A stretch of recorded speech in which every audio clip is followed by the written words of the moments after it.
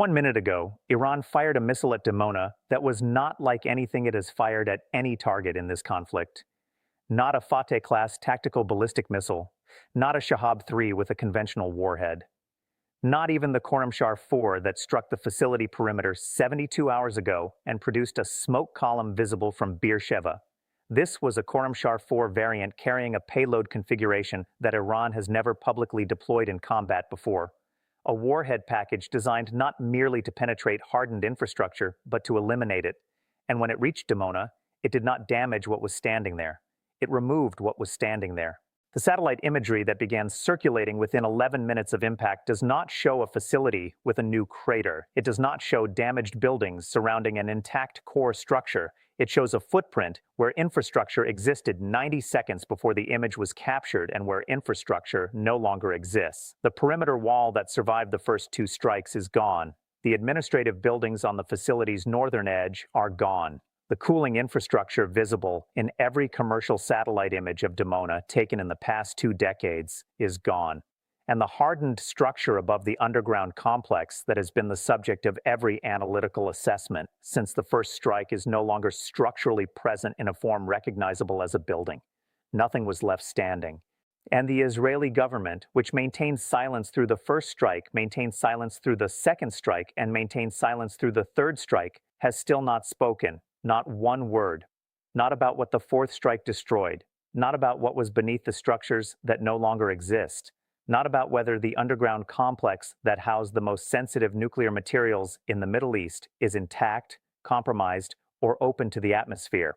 Not about what is now moving through the air column above the northern Negev and drifting toward population centers that house more than 300,000 Israeli citizens.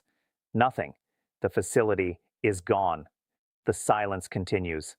And every minute that silence extends is a minute during which people who need information to protect their lives are not receiving it. In the next few minutes, I will walk you through exactly what happened at Dimona this morning based on the satellite imagery, seismic data, and atmospheric monitoring that is now available from non-Israeli sources.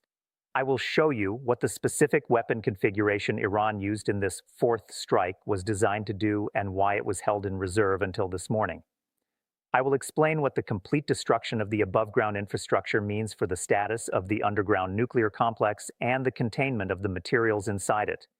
And I will lay out what the continued silence from the Israeli government, now entering its fourth consecutive episode following 4 consecutive strikes, tells you about the situation that exists inside what remains of Dimona and above the heads of every civilian living within dispersal range of the facility. Before we get into it, thanks for watching. I genuinely appreciate every one of you who is here following this. Your support is what makes it possible to keep covering this in real time. Make sure you are subscribed and like the video so more people can find this. Now let me walk you through what happened. The weapon that struck Dimona this morning was not a standard Khorramshahr-4 of the type that struck 72 hours ago. The Khorramshahr-4 platform is modular. It is designed to accept multiple warhead configurations depending on the target profile and the mission objective. The variant used in the third strike carried a unitary penetrating warhead optimized for reaching underground infrastructure through reinforced concrete. That warhead did its job. It penetrated. It detonated below the surface. It compromised underground structures.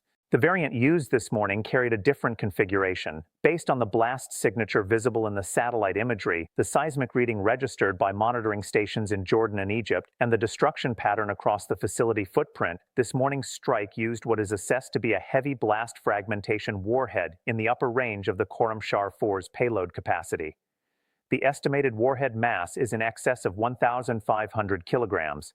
Some assessments place it closer to 1,800. The difference between the third strike and this morning's fourth strike is the difference between a scalpel and a sledgehammer, except the scalpel went first by design.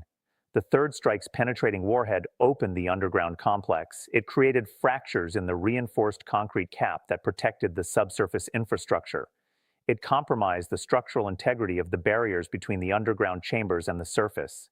This morning's strike did not need to penetrate. It did not need to because the penetration had already been achieved. This morning's warhead was designed to deliver maximum blast energy across the entire facility footprint, including into the underground chambers that the third strike had already opened. A heavy blast fragmentation warhead detonating above an underground complex whose protective cap has already been fractured by a previous penetrating strike does not merely damage the underground complex, it collapses it. The blast overpressure enters through the fractures and compromised access points created by the previous strike and propagates through the underground chamber network with nowhere to dissipate. The chambers that were designed to contain explosions from the inside are not designed to withstand blast overpressure entering from above through their own compromised structure.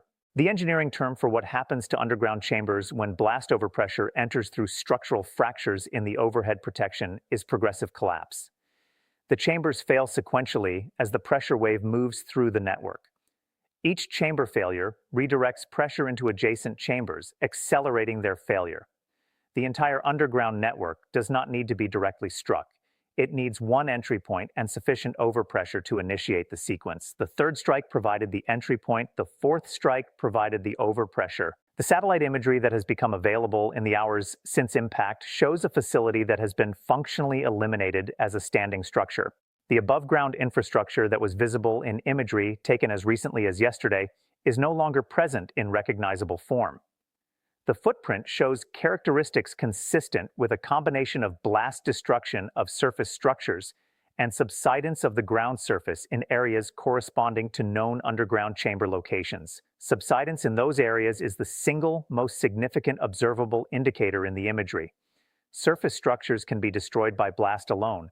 Ground subsidence above known underground chamber locations cannot. Subsidence means the underground chambers have collapsed. It means the volume that existed below the surface no longer exists. The ground has fallen into the space where the chambers were. The seismic data is consistent with this interpretation. Monitoring stations in Aqaba, Jordan, registered a seismic event at the time of impact, with characteristics distinguishable from a simple surface explosion.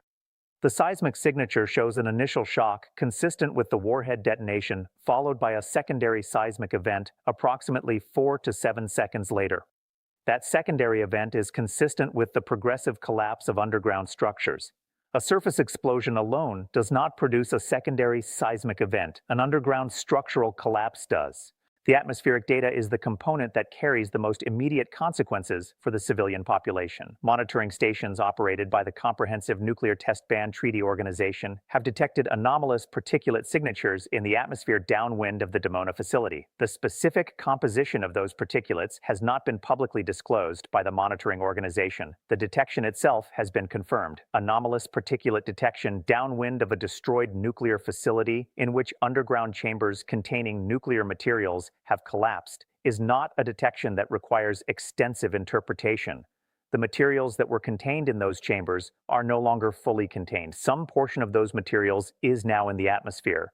The four-strike sequence that has unfolded against Dimona over the past week is not a series of opportunistic attacks. It is the most methodical campaign against a single hardened nuclear facility ever conducted in the history of armed conflict. Strike 1 compromised the perimeter and surface defenses. It reduced the facility's ability to intercept or absorb subsequent strikes. Strike 2 degraded the structural integrity of the above-ground infrastructure and began compromising the redundant protective layers above the underground complex. Strike 3 penetrated the underground complex with a warhead specifically designed to fracture hardened concrete and create access points into the subsurface chamber network. Strike 4 delivered maximum blast overpressure across the entire facility footprint and into the underground chambers through the access points created by Strike 3. Each strike was necessary for the next strike to achieve its intended effect. Strike 4 without Strike 3 would have destroyed surface infrastructure but left the underground complex intact beneath its hardened cap. Strike 3 without Strikes 1 and 2 would have faced a facility with full defensive redundancy and intact protective layers that would have reduced the penetrating warhead's effectiveness. The sequence was designed as a sequence. Each weapon was selected for its role in the sequence. The timing between strikes was calibrated to allow damage assessment before committing the next phase. Iran did not fire 4 missiles at Dimona. Iran executed a 4-phase destruction campaign against a specific target with a specific architecture, using 4 different weapon configurations, each matched to the specific task its phase of the campaign required. That level of target-specific operational planning requires detailed knowledge of the facility's construction, its defensive layers, its underground layout, and the structural relationships between its above-ground and below-ground components. Iran had that knowledge, and it used it systematically to take Dimona apart layer by layer over the course of 7 days. The underground complex at Dimona is assessed by independent analysts to have contained several categories of materials and infrastructure directly related to Israel's undeclared nuclear weapons program. The plutonium reprocessing facility, where spent reactor fuel was chemically processed to extract weapons-grade plutonium, is believed to be located in the underground complex. Stored quantities of weapons-grade plutonium and potentially highly enriched uranium are assessed to have been present in the underground storage areas. Components associated with weapons assembly, maintenance, and potentially storage of assembled or partially assembled nuclear weapons are assessed to have been housed in the deepest and most heavily protected chambers of the complex. The collapse of the underground chamber network means that whatever was in those chambers is now buried under the collapsed structure above it. In some scenarios, burial under collapsed structure is a form of containment. The material is trapped under rubble and is not directly exposed to the atmosphere. In other scenarios, particularly when the collapse was caused by blast overpressure that generated extreme heat and pressure within the chambers before they collapsed, the materials inside may have been dispersed, aerosolized, or released before or during the collapse process. The atmospheric particulate detection downwind of Dimona suggests that the second scenario is at least partially in effect. Some quantity of material from inside the underground chambers reached the atmosphere before or during the collapse. The question is not whether material was released. The detection confirms that it was. The question is how much, what specific isotopic composition, and what concentration is present in the air column currently moving across the northern Negev.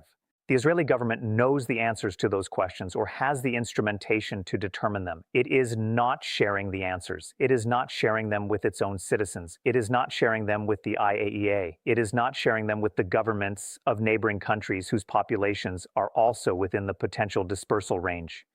And every hour that passes without those answers is an hour in which people are making decisions about whether to go outside, whether to let their children play in the open air, whether to drink water from local sources. Without the information they need to make those decisions safely, the communities of the northern Negev are not theoretical populations in an analytical framework. They are real people living real lives in a real dispersal radius. Beersheba, population approximately 210,000, is located approximately 35 kilometers from Dimona. Arad, population approximately 26,000, is located approximately 25 kilometers from the facility. Dimona city itself, population approximately 33,000, is located within 10 kilometers. Yerusham, population approximately 10,000, sits within 20 kilometers. The Bedouin communities of the northern Negev, many of which are unrecognized and lack permanent shelter infrastructure, collectively number in the tens of thousands and are dispersed across the area between Dimona and Beersheba. None of these communities have been issued radiological safety guidance. None have been told to shelter with sealed ventilation. None have been provided with potassium iodide tablets. None have been given air quality measurements specific to the post-strike environment. None have been told whether the water sources they rely on are safe to use following the collapse of underground chambers containing nuclear materials at a facility less than an hour's drive from their homes. They have received the same generic missile shelter guidance that every community in Israel has operated under throughout this conflict. Go to the safe room when the siren sounds. That guidance addresses the blast risk of a missile impact. It does not address the radiological risk of living downwind of a destroyed nuclear facility with confirmed atmospheric particulate release. The international response in the hours since the fourth strike has shifted from concern to action in ways that the first three strikes did not produce. The IAEA has activated its Incident and Emergency Center and has issued a formal notification under its Convention on Early Notification of a Nuclear Accident Framework. That activation is not a routine precaution. It is the mechanism the IAEA uses when it assesses that a nuclear event with potential transboundary radiological consequences has occurred or may be occurring. Israel has not responded to the notification. Jordan has expanded its potassium iodide distribution program from border communities to all communities within 150 kilometers of the Israeli border.